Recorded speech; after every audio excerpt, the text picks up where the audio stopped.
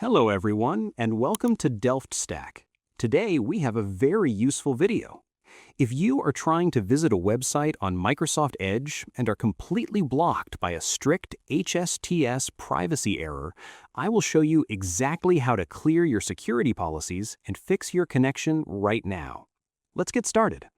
First, the most common cause of an HSTS error is simply an incorrect date or time on your computer, which instantly breaks website security certificates and triggers the block.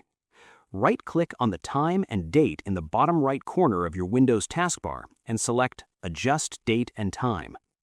Make sure the toggles for Set Time Automatically and Set Time Zone Automatically are both turned on, and click the Sync Now button to perfectly align your system clock with the internet.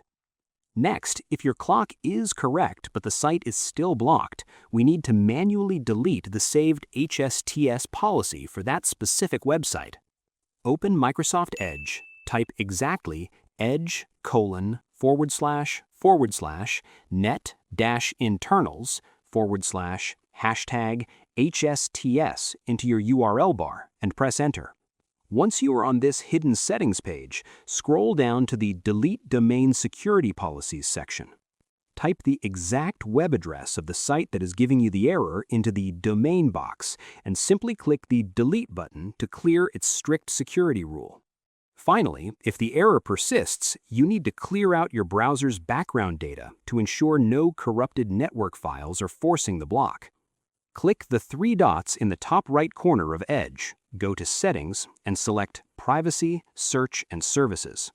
Scroll down to the Clear Browsing Data section, click Choose What to Clear, and ensure Cached Images and Files and Cookies are selected, and hit Clear Now before restarting your browser to successfully load your web page.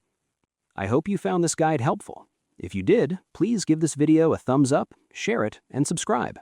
Thanks for watching.